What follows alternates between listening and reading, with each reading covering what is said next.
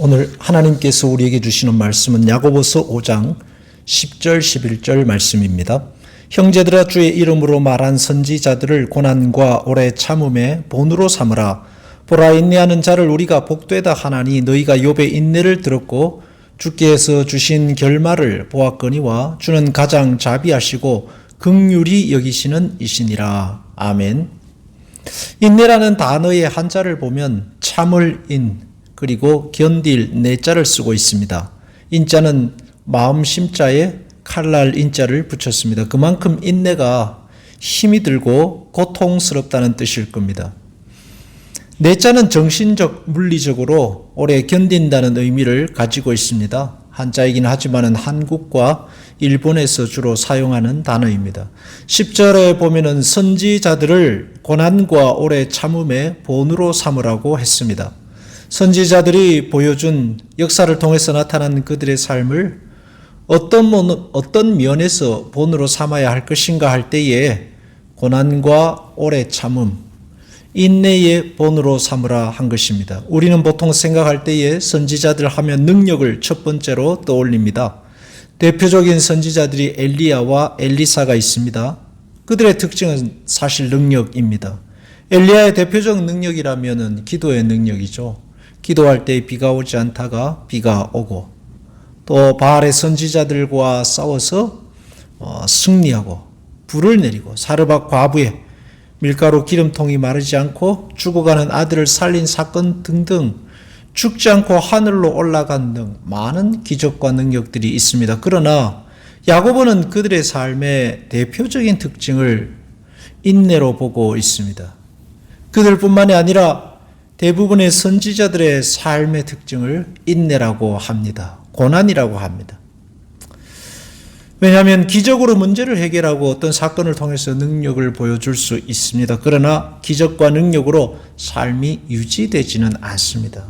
살 수는 없는 겁니다. 기적은 가끔 하나님께서 주시는 은혜로 문제 해결에 특별한 어떤 동기가 되고 살아가야 할 이유가 될 수 있습니다. 그러나 고난과 인내가 사실 우리가 밥 먹듯이 지니고 살아야 할 것들입니다. 신앙이라는 하나님의 섭리의 시간 속에서 우리에게 가장 필요한 것이라고 하면 기적보다도 고난을 견디는 인내라고 할 수 있겠습니다. 우리가 잘 아는 믿음의 조상으로 대표되는 아브라함도 인내의 삶입니다. 아들을 얻기까지 좀 과장하면 100년을 기다렸습니다. 다른 길로 가다가 실패하고 다시 기다리고 하면서 100년을 기다렸죠. 요셉도 마찬가지입니다. 오랜 시간 고통 속에 살았습니다. 대부분의 시간은 뜻대로 되지 않는 날들로 이어집니다.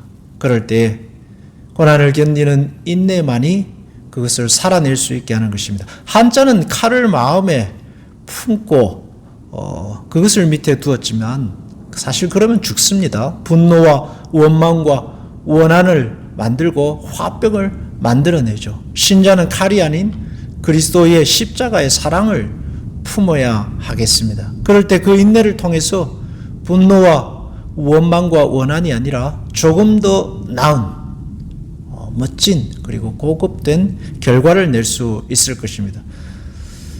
성경은 인내를 사랑의 가장 기본으로 보고 있습니다. 고린도전서 13장 4절에 보면 사랑은 오래 참고 온유하며 시기하지 않으며 자랑하지 않으며 교만하지 않으며 물에 행치 않으며 자기의 유익을 구하지 아니하며 성내지 않고 불의를 기뻐하지 않는다 했는데, 이 모든 것들의 뿌리는 사실 인내라고 할 수 있습니다.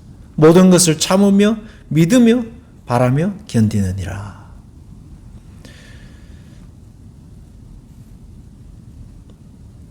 고난을 견디는 인내가 우리의 삶을 믿음 안에 지탱하게 해줄 것입니다. 그러면 주님께서 그 위에 은혜를 베푸시고 때가 되면 이른 비와 늦은 비를 내리셔서 열매 맺게 하실 것입니다. 칼이 아닌 그리스도의 십자가의 사랑을 품고 인내하며 열매 맺는 복된 성도들이 되시기를 주의 이름으로 축원합니다. 기도하겠습니다. 하나님 아버지, 주님께서 우리에게 주신 그리스도의 십자가의 사랑을 품고 인내하며 살아야 하겠습니다. 하나님이 오늘도 우리를 위해서 역사를 만드시고 또 일하시니 우리는 하나님의 일하심을 신뢰함으로 내게 주어진 고난의 시간들을 잘 감당케 하소서. 그렇게 인내하며 사는 성도들에게 하나님 너무 더디게 마시고 하나님의 크신 은혜로 채워주옵소서. 예수님의 이름으로 기도하옵나이다. 아멘.